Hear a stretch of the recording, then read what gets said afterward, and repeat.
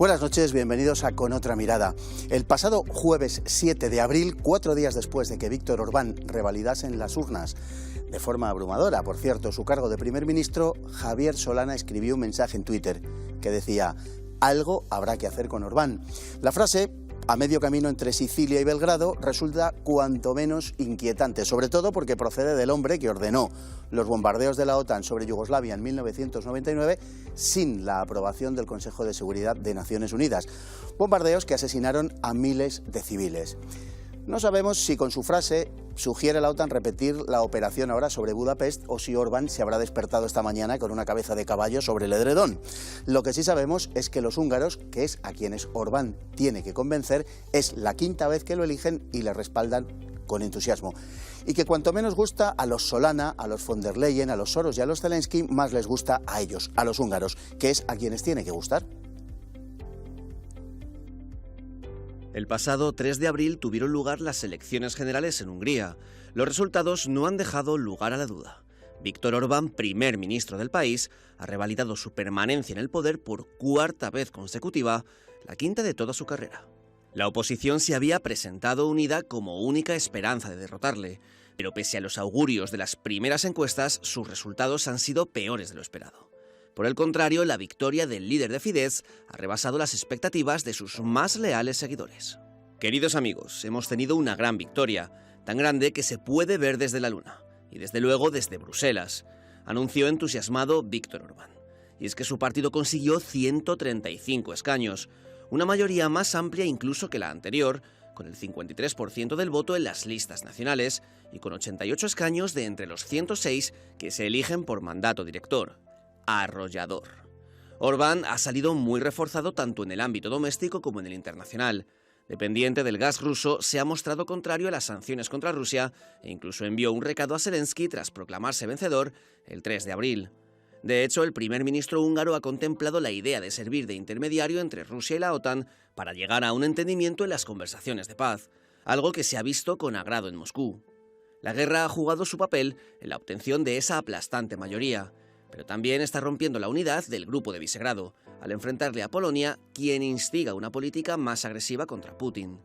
El pasado 7 de abril, Orbán rompió la unidad que buscaba Bruselas para imponer nuevas sanciones a Rusia e incluso se permitió anunciar que pagaría a esta en rublos. Es la respuesta de Budapest al anuncio de von der Leyen de retener fondos europeos destinados a Hungría como castigo por su supuesto incumplimiento del Estado de Derecho. La Comisión Europea había determinado, además, prohibir las importaciones de carbón ruso por un valor de 4.000 millones de euros, algo a lo que Budapest no está dispuesto. El ministro de Exteriores lo ha sintetizado diciendo que no estamos dispuestos a arriesgar la paz y la seguridad del pueblo húngaro, por lo que no transportamos armas ni votamos sanciones energéticas.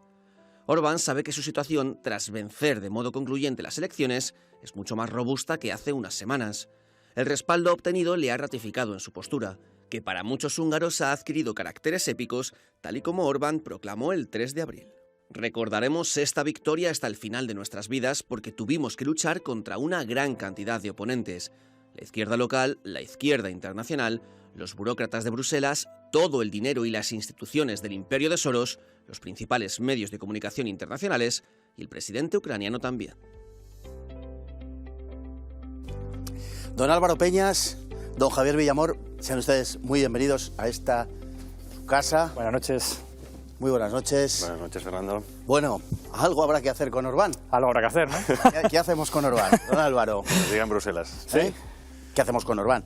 Vaya mensaje, tomen asiento. Sí. Vaya mensaje el del amigo Solana, ¿no? Bueno, yo creo que es una respuesta poco pensada a lo que ha sucedido, ¿no? Al batacazo que se ha pegado. ¿Cree que es poco pensada? Bueno, poco pensada en el sentido de que ha sido bastante imprudente, desde luego. Creo que una persona como él debería saber un poco más de ciertos protocolos y de ciertos comportamientos, ¿no? Y muchos en Bruselas han tenido una respuesta ante la victoria de Orbán como muy nerviosa, ¿no?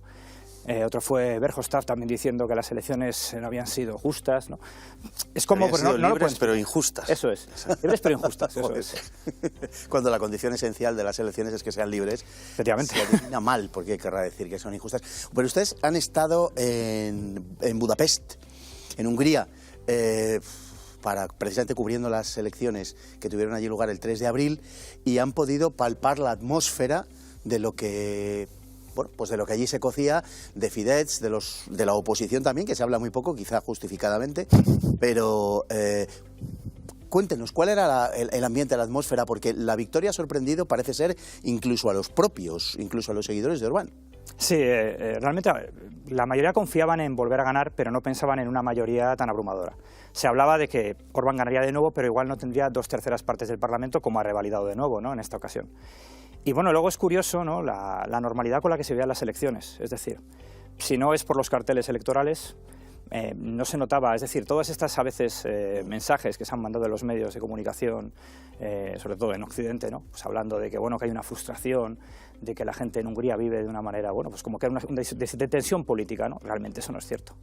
Se ha vivido con muchísima normalidad. O sea, que el histerismo está en Bruselas. Más bien, sí. Bueno, la mayor tensión política que podíamos ver eran algunos carteles de Fidesz, por ejemplo, ponían pegatinas de no a Putin, alguna vez ponían unos bigotes... o sea, el retrato de Orbán, ¿no? Sí, era el típico, sí, pues, el típico chiste, digamos, un poquito crítico, pero no había ni altercados en las calles ni manifestaciones, y eso además que era Budapest, que es 2,5 millones, es un cuarto de la población, que es en principio donde siempre gana la izquierda, de hecho volvió a ganar por mayoría, pero el carácter del pueblo húngaro, ¿no? Tranquilidad, a pesar de que, bueno, como bien decíais en el vídeo, ¿no?, dice, cuando se ve desde la luna se refería a que todo el mapa, si lo ponemos como el color del partido, es que todo el país es naranja. Sí. De hecho hay un meme muy bueno con la imagen desde la luna y el mapa naranja, ¿no? Todo el país es naranja, ¿no? Y eso demuestra hasta qué punto la penetración del partido, que yo creo que es la clave también, ¿no? 40 era el Partido Socialista en Andalucía. 4 legislaturas, da para mucho, ¿no? Es un país, 10 millones de habitantes, un poquito menos, no es más grande que Andalucía, por lo tanto el control, digamos, territorial por parte de un partido es bastante factible en este caso. La sensación de los húngaros, la sensación que ustedes han palpado en las calles, ya sé que mayoritariamente no, porque apoyan a Orbán, pero ¿hay alguna sensación, digamos, de asfixia, como que en Hungría no se puede hablar de según qué cosas, de que hay límites a la expresión libre de las opiniones políticas, de que se vive de alguna manera, no sé, una dictadura? Una dictadura, ¿no? Sí, un dictator, como ponían en aquel documental de arte. No, absolutamente para nada. De hecho, cuando hablas con húngaros, con gente allí, y aparte, bueno, yo conozco gente desde hace años y pude sacar tiempo pues para ver algunas viejas amistades, algunos de ellos que no están absolutamente para nada relacionados ni con el mundo de la política ni con nada. De hecho, lo que les sorprende es cuando les contas las cosas que pasan en España. Es decir, sí, recuerdo que, por ejemplo, cuando les hablas del dinero que se gasta en un taller pues para pintarse el toto, por ejemplo, pues sí, claro, los húngaros te miran como diciendo, pero bueno, ¿qué ha sucedido en tu país? Pero se han vuelto todos absolutamente locos, ¿no? Y sobre todo Hungría es eso, para mí es la sensación de normalidad absoluta que tiene. Incluso en un detalle que no es político, bueno, sí es político, es que cuando llegamos al aeropuerto, después de estar 3 horas metidos en el avión, todos como hormigas, con nuestra mascarilla, por supuesto, puesta, cuando llegas al aeropuerto ves que nadie lleva mascarilla, ¿no? Y andar por las calles de Budapest, y esto es muy curioso, creo que es importante recalcarlo, cuando salimos después a dar una vuelta por Budapest y no ver mascarillas en la calle, te sientes extraño. Es decir, esa normalidad que nos han arrebatado, ¿no?, todo eso que nos han arrebatado durante tanto tiempo, y de pronto cuando ves que la vida vuelve a ser normal, te sientes raro incluso, ¿no? Te parece que es como extraño. Es como viajar a España de los años 90. Normalidad en la hora de consumo, de publicidad, no hay exhibiciones extrañas. La gente se comporta normal, en el sentido de que no hay extravagancia. Yo he vivido en Berlín, ¿no? En Berlín hay una extravagancia mucho mayor, quizá también más promesa al exhibicionismo. Ahí es el día a día normal, de una ciudad normal, en la que la gente hace vida normal, va a trabajar, está en casa, se va a tomar unos... No se vivía el excentricismo de otras posturas políticas, a pesar de que también tienen predominancia, porque también cuando nos explicaban ahí el panorama político, mediático, el 60% es de izquierdas. Es decir, y cuando preguntamos, por ejemplo, por el tema del uso de dinero público, decían, no, aquí eso no existe. Es que ni siquiera Orbán se plantea, que tanto se achaca a Orbán, ¿no?, cierta tiranía, ni siquiera Orbán se plantea financiar con dinero público medios de comunicación, como por ejemplo ocurre aquí, ¿no? O sea, comprar la narrativa con 120 millones en publicidad institucional, etcétera, etcétera, ¿no? Hay una libertad absoluta, y aún así, que yo creo que lo que más se puede valorar por parte de los húngaros es la estabilidad, ¿no? Hungría, históricamente, bueno, con toda la crisis de 2008, era el primer país en entrar en crisis económica, en default, y desde entonces Fidesz a los 2 años se hizo con las riendas y ha aumentado, casi triplicado el ingreso mínimo Es decir, el salario medio, la calidad de vida ha aumentado. Es decir, los húngaros valoran eso, no tanto la lucha ideológica, ¿no? Y además otra cosa interesante también que nos decían, ¿no? Es decir, Orbán, digamos que podemos entender la revolución conservadora, por así llamarla, que está haciendo Orbán en Hungría y que quiere exportar también a Europa, solo es viable ahora que hay ya 4 mayorías absolutas. Es decir, no va antes la revolución cultural y después la ganancia política. Es primero se gana la política, se estabiliza el país y después te planteas ir a una revolución cultural, entre comillas, ¿no? Justo lo inverso a lo que tenemos aquí. ¿Es Orbán u Orbán? Porque yo he oído las dos cosas. Bueno, quizá el húngaro sea Orbán, pero... Sí. Los húngaros dicen Orbán. Víctor Orbán. Vale, es que el Orbán es un poco anglosajonizado, es decir, es como se ha popularizado fuera de Hungría. Se quita el acento y es Orbán, sí. Vale. Bueno, y que es un apellido, por ejemplo, el jefe dentro de su gabinete, ¿no? Es un representante político, es Balas Orbán también. Ah, sí, por cierto. Es un apellido que no está, ni no es primo, o sea, no es no que haya colocado a nadie de la familia, ¿no? Si fuera de la Junta de Andalucía podríamos pensar pensarlo así. Pero no es el caso. Bueno, la oposición es tan inútil como parece en Hungría porque, pues yo no es por meterme con nadie, de verdad, pero es que me da una impresión de torpeza casi extrema, ¿no? Y además está dominada por el Partido Conservador, o sea, por sectores conservadores, liberales. Quiero decir, que da la impresión de que allí las posiciones progres al estilo occidental son algo felizmente marginal en la sociedad húngara. Es que, bueno, es curioso porque el candidato que presentaron, Peter Markizai, supuestamente tenía un perfil conservador. Y había otra candidata, no recordará su nombre, pero que viene de una familia muy relacionada con la política. Además, su padre había sido un importante dirigente del Partido Comunista en su día. Entonces, aunque tiene mucha influencia, no era una persona muy simpática para ser, muy querida por los húngaros para ser la candidata. Entonces eligen a Markizai. Markizai aún así está muy apoyado por Gyurcsány, que fue el primer ministro socialista, responsable además de la terrible crisis económica que sufrió Hungría, de que muchas personas pidieran su casa a manos de los bancos. Entonces, bueno, de hecho era muy típico sacarlo, incluso carteles, ¿no? Que salía como si fuera Mini Yo, el personaje de la película Austin Powers, de Doctor Maligno, ¿no? Austin Powers. Y era supuestamente un candidato de un perfil más conservador, es alcalde de una pequeña localidad, pero la verdad es que su campaña ha sido desastrosa. Luego, dentro de su movimiento, es verdad que hay partidos muy curiosos, porque está el Jobbik, que proviene del ultranacionalismo, ahora es una cosa también un poco extraña, medio progre, sí, luego pues efectivamente tienes a los ecologistas, a los liberales, es una cosa rara, pero Markizai ha metido muchísima la pata, realmente si era el mejor candidato da mucho que pensar, aparte por los chistes que llegó a hacer, o cuando comentó aquí tenemos fascistas, comunistas, liberales, tenemos todos contra Orbán, ¿no? Ese tipo de cosas que si hubiera sido otra situación, evidentemente en Europa le habrían defenestrado hace muchísimo tiempo. Pero claro, al ser enemigo de Orbán había que callarle las vergüenzas, ¿no? O chistes incluso racistas. Es decir, cosas que son muy sorprendentes. Sí que es verdad que la política húngara les obliga a ciertas posturas no decirlas demasiado abiertamente. Es decir, porque, por ejemplo, con el tema del referéndum de la infancia, la oposición no ha querido posicionarse en contra de lo que se pregunta en el referéndum, sino ha venido a decir que es una maniobra política y entonces, bueno, lo que había que hacer era boicotear el referéndum porque era una maniobra que no era algo que habría que preguntar a la gente, pero no decir abiertamente, no, es que estoy en contra de esto, yo quiero que haya, por ejemplo, pues eso, ¿no? Educación trans en las escuelas. Eso no se les ocurriría decirlo porque la sociedad húngara es conservadora. No. Y como... Cuando hablamos de oposición, para matizar, no es un partido en la oposición. Es decir, nuestra ley te obliga al 3%, ahí es el 5%. Un partido 5, 2, 10, 3, 15 y a partir de 3 también, o sea, 4 más, 15%. Es decir, que si no se hubieran unido, no existirían prácticamente, y aun uniéndose, no sacó más de 55 diputados, ¿no? Entre comillas. Es decir, que ni uniéndose todos para poder tener más voto, han sido capaces de hacerle cosquillas a Orbán, incluso con lo que hablabais al principio, ¿no? La horquilla se manejaba entre 138 y 128. Y 135 para arriba era un éxito total, y han conseguido al final 136, que le han robado el último conteo al final un diputado, a Miha Zang. Por lo tanto, es que el dominio es absoluto. Es que fuera de la ciudad, menos en dos condados, por así llamarlos, no existe en la oposición. Es todo absolutamente naranja. Y decía que como el Jobbik se marchó de donde estaba hacia las posiciones de vaya usted a saber dónde, ha salido otro partido que ha ocupado más o menos, aunque no exactamente igual, porque el Jobbik la verdad es que tenía cosas de auténtica locura, algunos disparates, pero en fin. Era ultraderecha de la de verdad. Sí, pero bueno, pero además con unos presupuestos ideológicos, en fin. La Guardia Húngara. Muy raros.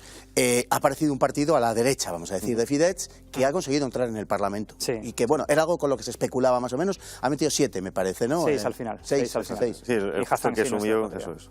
Sí, es casi 7% de votos. Sí, más o menos. 6,90 y algo. Es el movimiento de Laszlo Trotsky, que bueno, es el alcalde de Azotalón. Se hizo muy conocido, sobre todo en Occidente, por sus declaraciones. Hay un famoso vídeo en YouTube, ¿no?, que es el sheriff, lo titulan el sheriff de Azotalón, cerrando la frontera, y salían pues patrullando a caballo, con helicópteros, el hombre allí controlando, porque su pueblo está en la frontera con Al estilo Serbia. estadounidense. Al estilo estadounidense. Y claro, lo que pasa es que hay que también tener en cuenta que Laszlo Trotsky es una figura muy conocida en Hungría. Fue el principal, vamos a decir así, el personaje más conocido durante las famosas revueltas del año 2006, cuando a Gyurcsány le cogen mintiendo, dice que la situación económica del país han mentido. Hay unos disturbios tremendos, es que se asalta la televisión nacional, o sea, incluso... Es que allí se enfadan cuando los políticos les mienten. Sí, sí, allí se enfadan, efectivamente. Y montaron una... No, fue increíble, luego una represión policial muy dura. Hay una escena también tremenda, que es que cogen un tanque de un T-34 ruso del Museo del Ejército, le echaron gasolina y fueron con él en manifestación, la gente, con banderas húngaras, ¿no? Además las banderas utilizaban también la revuelta del 56.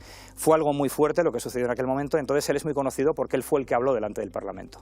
Hubo un discurso allí, con la gente encendida, y bueno, luego es cuando Gyurcsány pierde, ¿no?, en las siguientes elecciones. Entonces, la campaña de Mijazán aún así ha tirado mucho hacia las medidas COVID.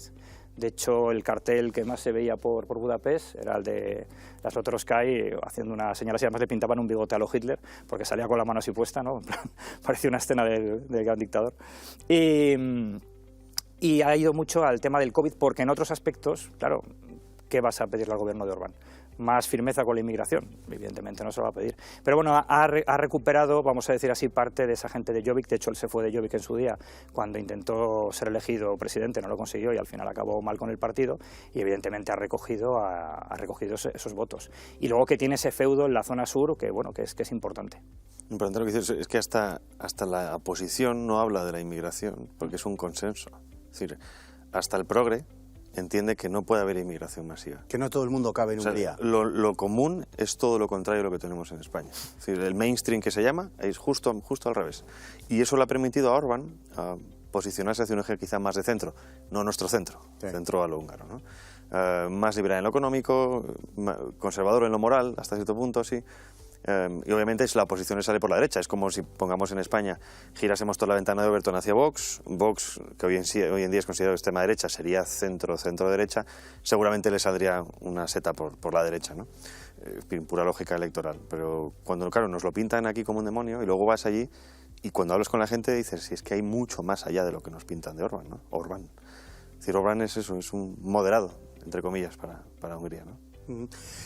La frase de Solana, a la que vuelvo, con la que abríamos, eso de que algo habrá que hacer con Orbán, es una frase que revela, por un lado, una cierta impotencia y por otro la soberbia de las élites, que en el fondo piensan, y cada vez lo verbalizan de una manera más abierta, que cuando los pueblos se equivocan al votar hay que rectificarlos, ¿no?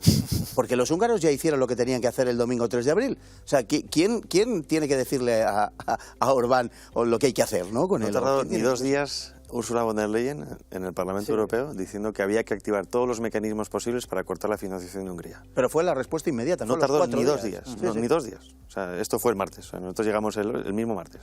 Ya estaban por la mañana exigiendo, que justo fue el mismo día de la publicación del Ostart, el que habéis dicho antes, perdón, que fue el del ALDE, el del liberal Verhofstadt, sí. Verhofstadt. Y luego también 2 días después era Solana.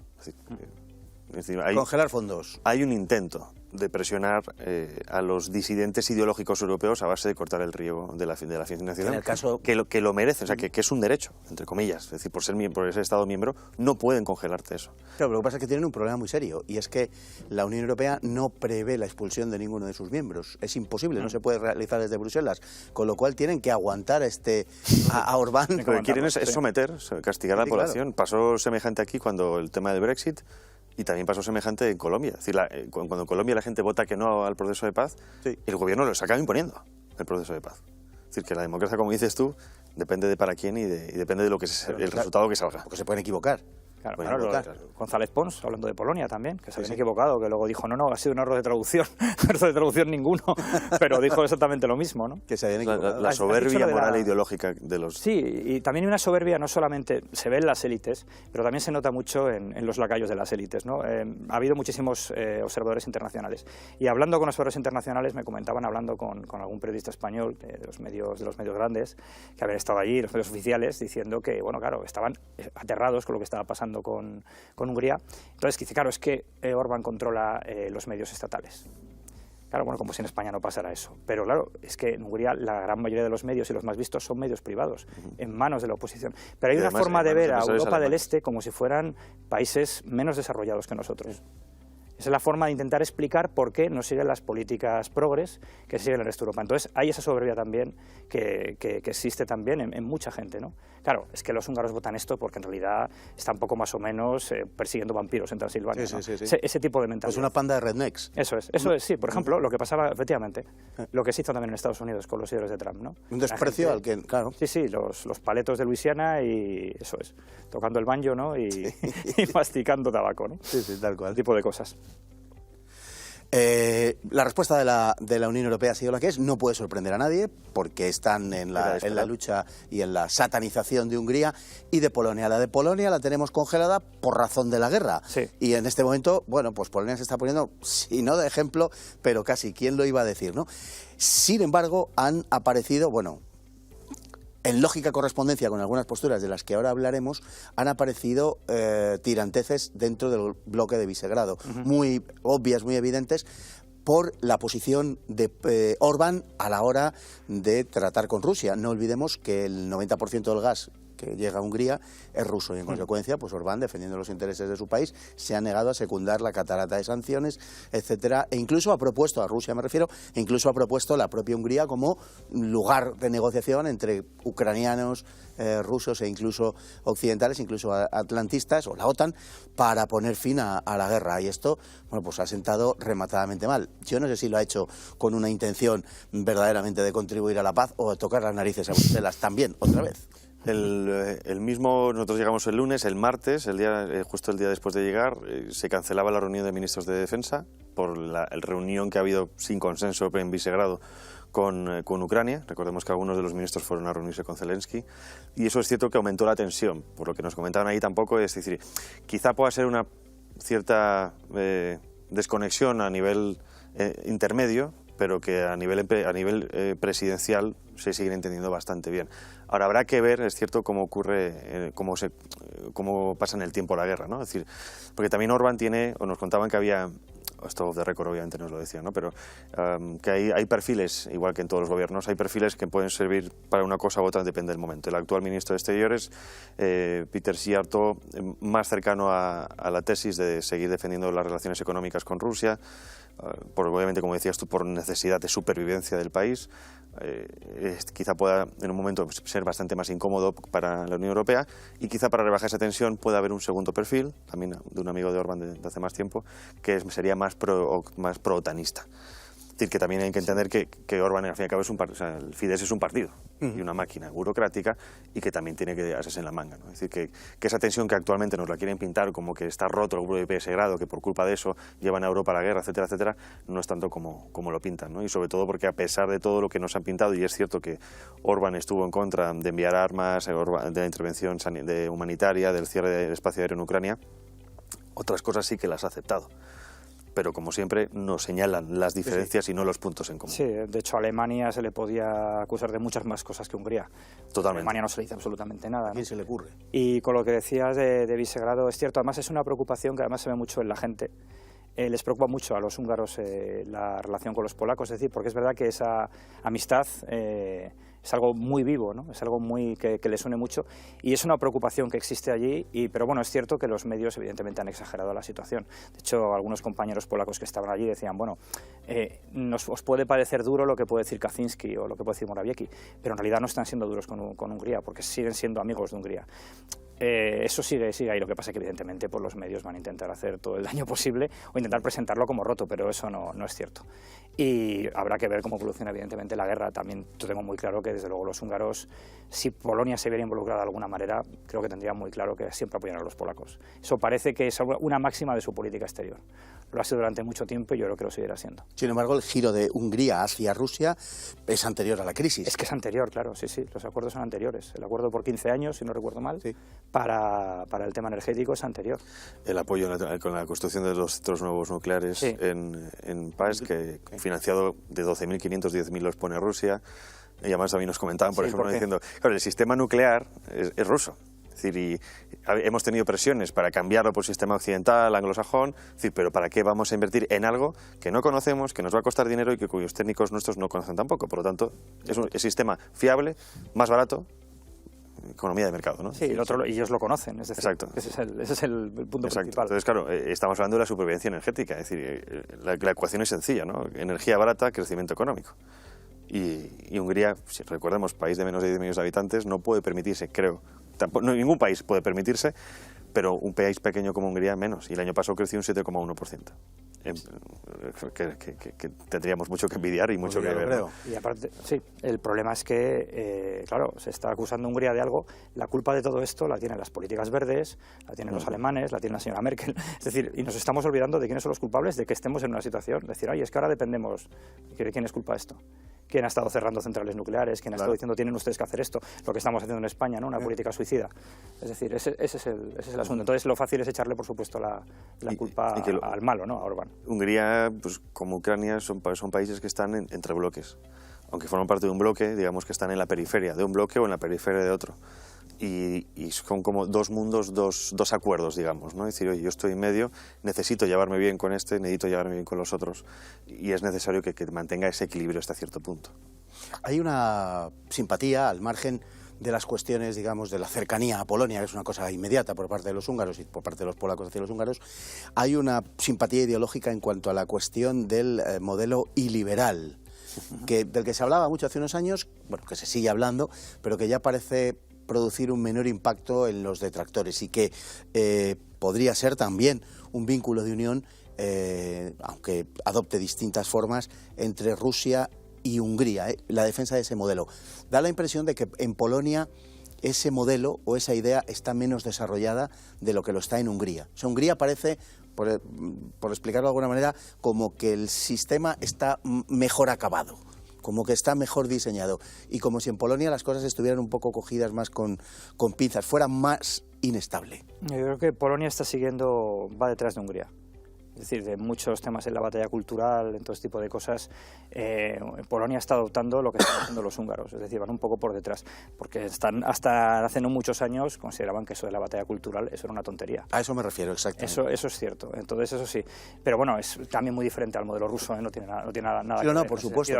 Los medios lo han comparado, de hecho es una cosa que se ha hecho mucho, y la oposición lo hacía mucho. También lo de el doctor Maligno y Minillo, había otro que era, pues Putin era el doctor Maligno y Orbán era Minillo, ¿no? Salió después de Jerusalén, que se hizo muy popular. Pero se está intentando comparar mucho, de hecho ha sido el arma para intentar hacer daño a Orbán en estas elecciones. Cuando ha pasado esto han cambiado porque el arma inicial era pues lo de siempre, ¿no? Si los derechos LGBT, que si el control de los medios, etcétera, etcétera, lo que vendía Bruselas.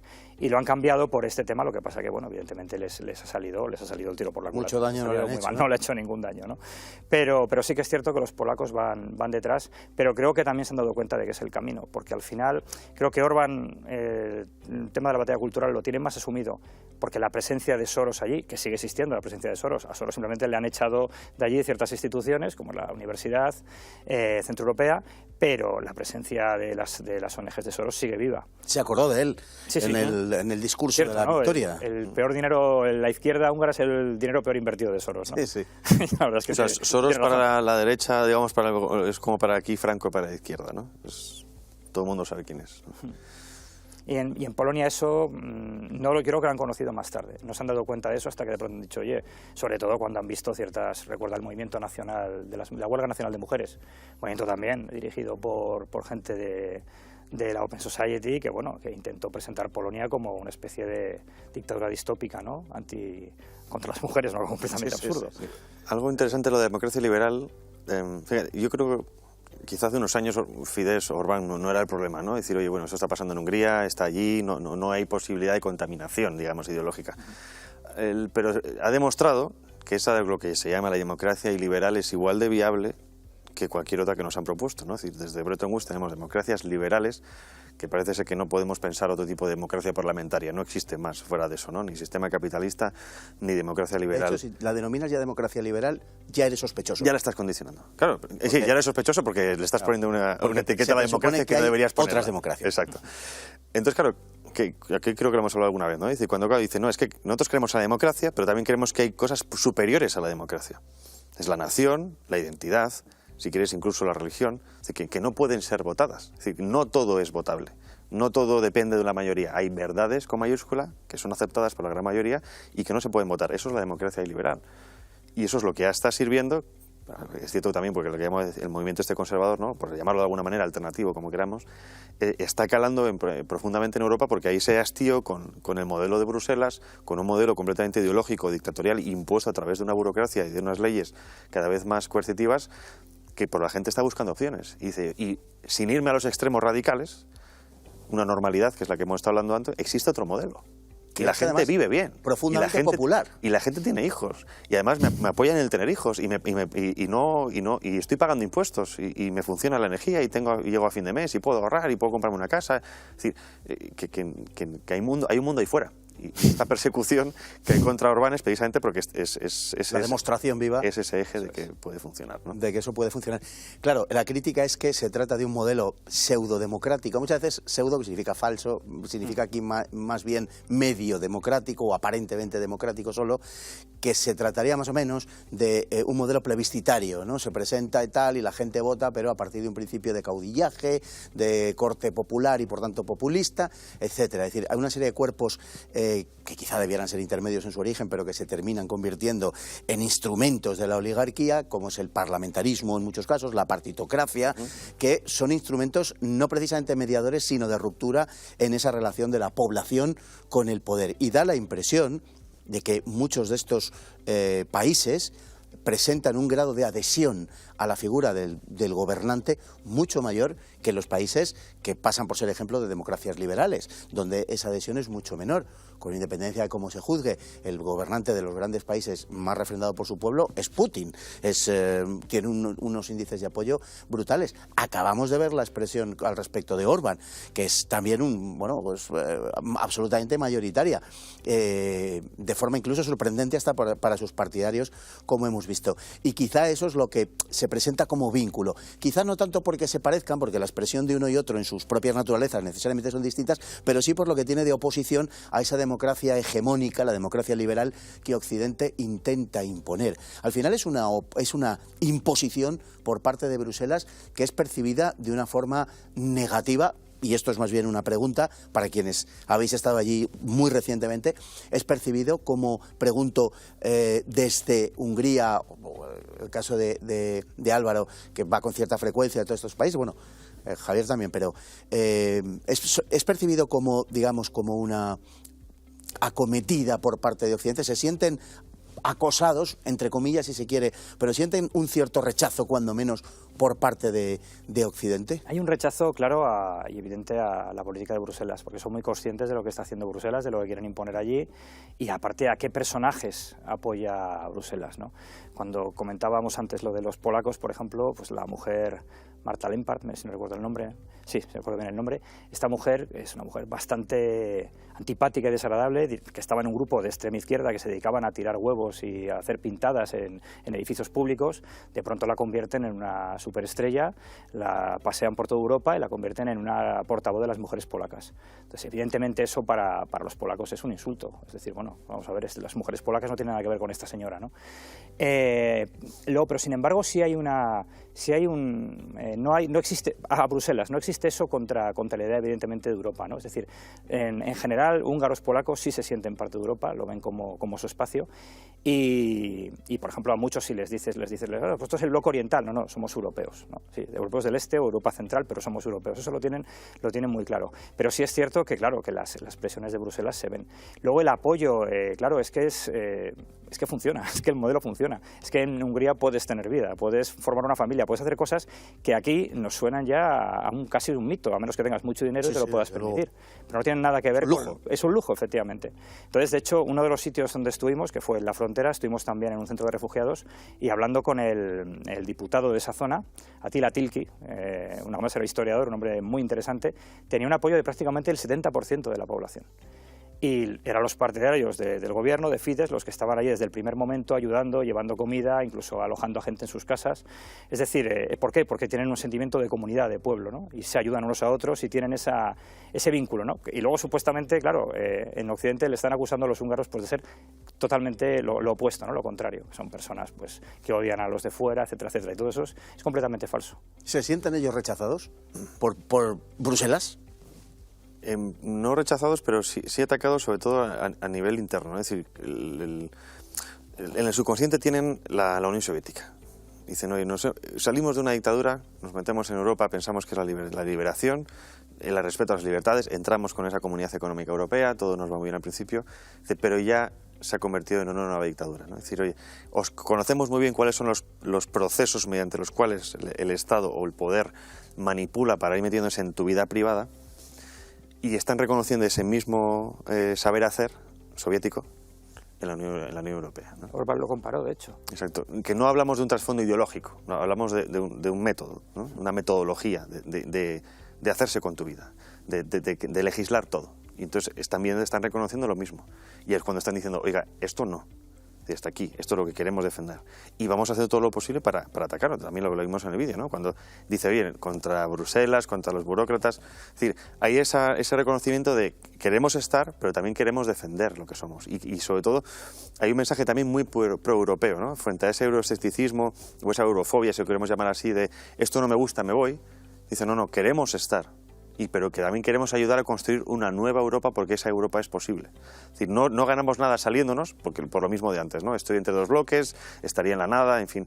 Es cierto además que también los húngaros tienen la soberanía económica que no tenemos nosotros, que les da por lo tanto una mayor soberanía política. Pero en ningún momento se plantean salir, al menos cuando la gente de allí dice, no, nosotros queremos estar en la Unión Europea, lo que no queremos es que esto siga adelante y por lo tanto queremos luchar para que esto se termine. Y no les importa aguantar los golpes de Bruselas, de hecho, les motiva más, ¿no? Tiene ese espíritu guerrero de cuanto más me des, más voy a querer combatir. Sí, Orbán también dijo en una ocasión, decía, antes queríamos entrar en Europa, ahora nos hemos dado cuenta de que Europa somos nosotros. La verdadera Europa somos nosotros. Exacto. Claro, es que no hay que hablar en términos de oposición de Europa. Es ganarle. Hungría, es Bruselas. Eso no, claro, es ganarle el relato. Es decir, cuando Bruselas dice, no, los valores europeos, alto grado. ¿Cuáles son los valores europeos? Los cuales, los de hace 500 años, los de hace 40, vamos a hablar, ¿no?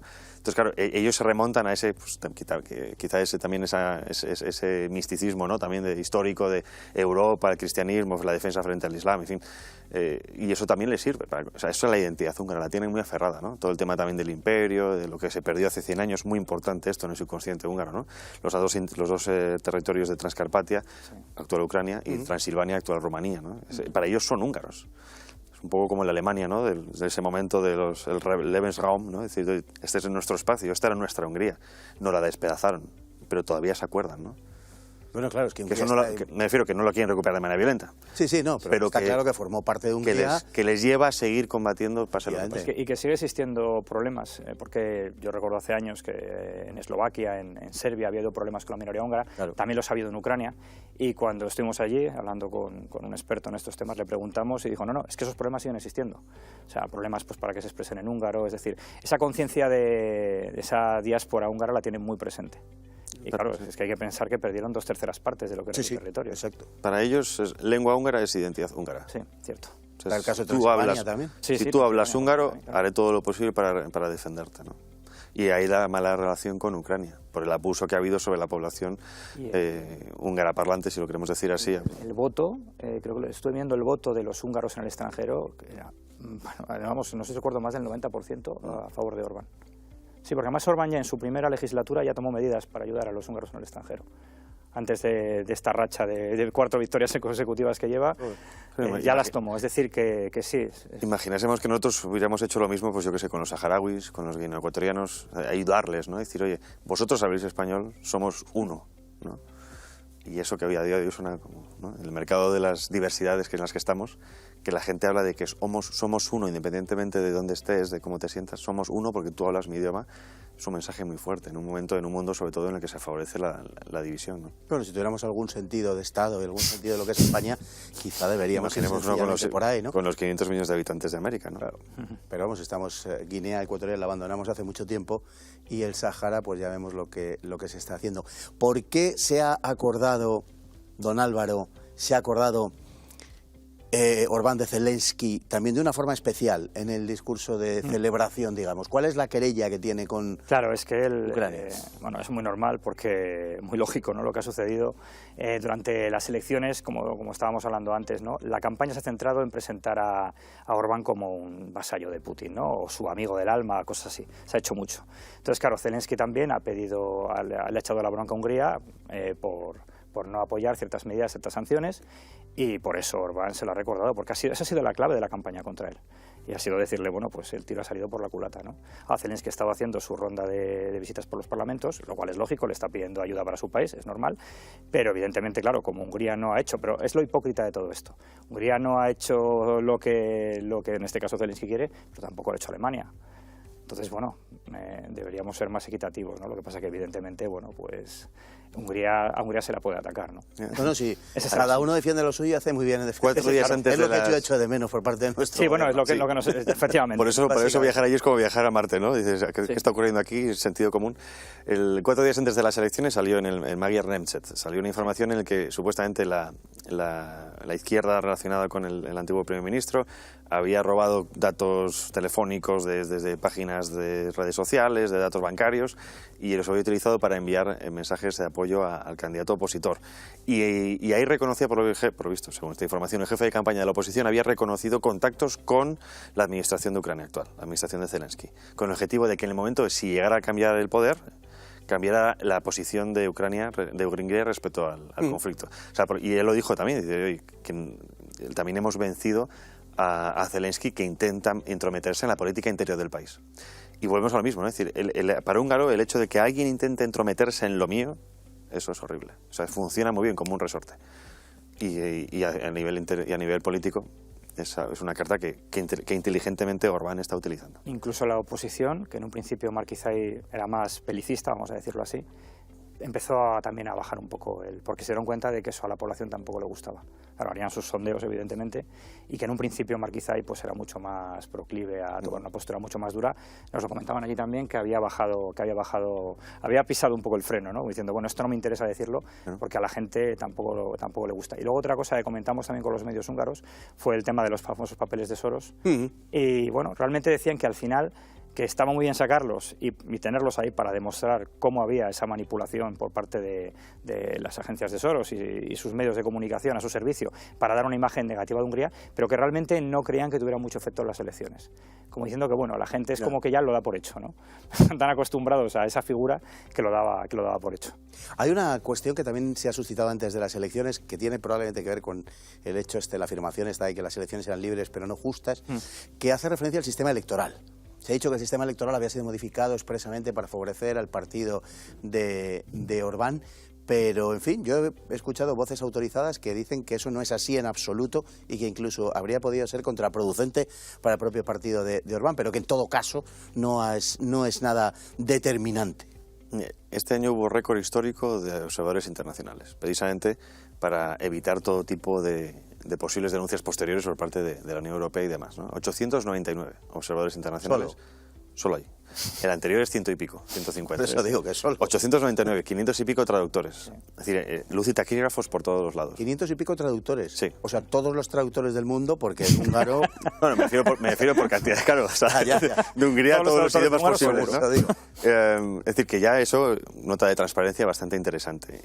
Sí que es cierto que ha habido reformas parlamentarias, cuando 2010, cuando llega, gana con 263 sobre 368 diputados. Después lo reforma a 199 y pues sigue sacando, ¿no? Sí. Es decir, hubo una reforma parlamentaria. Luego el sistema electoral, bueno, son 106. Ha disminuido el número de parlamentarios casi a la mitad. Casi a la mitad. De 360 y muchos a... De 386 a 199. O sea, no me extraña que las élites y...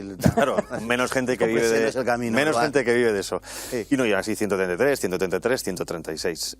Luego pues son 106 distritos electorales. Hay un 60% creo que es directo y 40% proporcional, de los cuales 18 solo distritos ha ganado el bloque opositor. Bueno, toda la oposición, incluido Magyar, el Miha Sank, bueno, digamos, solo 88 de los 106 son de Fidesz, ¿no? Y el sistema está ahí. O sea, hay dos papeletas, una para el local y otra para el nacional. Y ni siquiera, por ejemplo, este año salió elegido Merkis a liderar la oposición, ni siquiera ganó su distrito. Sí. O sea, al día siguiente le estaban llamando cadáver político, precisamente porque no había conseguido ni siquiera ganar en su distrito. Un fenómeno, ¿eh? Sí. Y ya te digo, o sea, transparencia absoluta. De hecho, bueno, Judicial Watch, a los 2 días después, publicaba un informe en el que no había habido una sola denuncia. Dijo, hay menos denuncias aquí que en el proceso electoral estadounidense, así que háganselo mirar allí. Pues tampoco me parece que sea la comparación más... No, pero de que fijémonos, ¿no? Es decir, ¿dónde nos están llamando, poniendo el foco de atención? Pero en otros lados no miremos que era imposible, ¿no? En las elecciones estadounidenses hacer un tongo, era imposible. Pero sí es posible hacerlos en Hungría. Por supuesto. En fin. Bueno, con 500 traductores de húngaro, yo no creo que haya podido pasar nada malo en Hungría. Casi había más observadores que puestos para votar, o sea que... ¿Alguien allí se quejaba de esto? Desde luego que no. No. Yo estoy hablando también con Claude Choyet, que es francés, que es de una asociación de periodismo. Estaba también con el tema de, pues eso, con el tema de los observadores, y me dijo que todo había sido perfectamente limpio. También hablé con el presidente de Ordo Iuris de Polonia, que también era uno de los que estaba al cargo del grupo de observadores internacionales, y también ni una sola queja. Incluso, bueno, después de Polonia Castellanos, que estuvo también allí, de abogados cristianos, estuvo también como observadora, estuvo en varios colegios y no había habido ni un tipo de incidente. Las elecciones han sido, vamos... El mayor incidente que hubo ha sido con el tema del referéndum de la de protección de la infancia, que fueron a boicotearlo dibujando, ya sabemos qué cosas, ¿no? Eso es importante, la educación sexual. El referéndum, porque una de las cosas que se ha hecho es decir que, bueno, Orbán ha ganado, pero en el tema del referéndum Orbán ha perdido. Como diciendo, la gente rechaza la política. Se ha llegado a decir tonterías así. Claro, ¿cuál es el asunto? El asunto es que este referéndum, necesitas tener un 50% de los votos válidos para que el referéndum valga. El porcentaje de voto fue del 66%, pero los opositores lo que hicieron, pues eso, era pintar monigotes o marcar las 2X. Entonces, las papeletas válidas fueron un 47%. Claro. De ese 47%, un 95% aproximadamente, más o menos porque eran 4 preguntas, entre el 92 y el 95% de los votantes votaron a favor. Entiendo. Claro, entender que un 47% de la población... Claro, votar a favor es votar que no a... Sí, que no, efectivamente. A que no quería sexualizar a la infancia, etcétera, etcétera. Eso es. Claro, decir que eso ha sido un fracaso, pues es lo poco que les queda ya para no seguir llorando, ¿no? Y recordando que la ley estaba ya aprobada, o sea, que no era una... Sí. Sino que lo que quería tener como la validez moral, por así decirlo, para después ir a Bruselas a decir, oiga, a mí no me presione porque tengo el respaldo. Sí, de hecho, creo que ha habido más porcentaje de voto en este referéndum a favor de la propuesta de mantener esa ley, que creo que votos incluso de la entrada de la Unión Europea. No recuerdo de los referéndums, o sea, que se marcaban referéndums importantes, ¿no? Y es sobre todo eso, ese respaldo moral para demostrar, no, mi población quiere esto. Y de hecho lo ha conseguido. El objetivo está logrado. Sí, por eso es importante, ¿no? La concienciación de la población, a pesar de que no existe una mayoría conservadora o alternativa mediática, que no existe. Que es que no existe. Es curioso esto porque una de las cosas que más se echan en cara precisamente al gobierno húngaro es esa política anti-LGTB. Y uno se pregunta, ¿y quién los ha elegido a los LGBT? Es decir, que son organizaciones, asociaciones que montan 4 amigos para, financiarse, ya sabemos pantalla, de qué va y todo esto, pero ¿quién les ha elegido? Es decir, ¿por qué este grupo, este X, el que sea, el otro, tal, por qué son representantes, por qué se autoarrogan la capacidad de representar a las personas que tienen una determinada orientación? Porque lo dicen ellos y porque las instancias establecidas así se lo reconocen. pues un acto puramente político, pero no es un acto real. ¿A quiénes representan? No sabemos a quiénes representan. No sabemos si representan al 1% de los homosexuales, femeninos, masculinos, tal, o al 99%. No lo sabemos. Más nos tememos que al 1 que al 99%. Pero en todo caso, eso sí que es poco democrático. Y en todo caso, son decisiones que toma un gobierno que ha sido elegido abrumadoramente por Lo hemos tratado aquí muchas veces, ¿no? El uso de las ONGs para modificar la conciencia de una sociedad y manipular el sistema democrático. Eso ya está aceptado, ¿no? Pues, don Álvaro, don Javier, muchísimas gracias por compartir su experiencia húngara con nosotros, de verdad, por arrojar luz sobre tantas cosas, tantas idioteces que se han dicho, tantas inexactitudes, por transportarnos un poco a la atmósfera de lo que pasa en Hungría, ese país tan tranquilo, tan admirable, tan civilizado, que da gusto. En el que da gusto estar, una ciudad, una capital, Budapest, que es como transportarse en el tiempo, porque verdaderamente es un lugar maravilloso, alejado del enloquecimiento que estamos padeciendo en esta parte del continente de la que ellos, por supuesto, son parte. Y no vamos a seguir hablando porque le podemos dar razones a Solana para bombardearlo. Muchísimas gracias, don Álvaro, don Javier, y a todos ustedes igualmente por estar ahí cada día y hacernos un huequecillo en su casa para vernos. Les contamos estas y otras cosas en Con Otra Mirada. Muy buenas noches.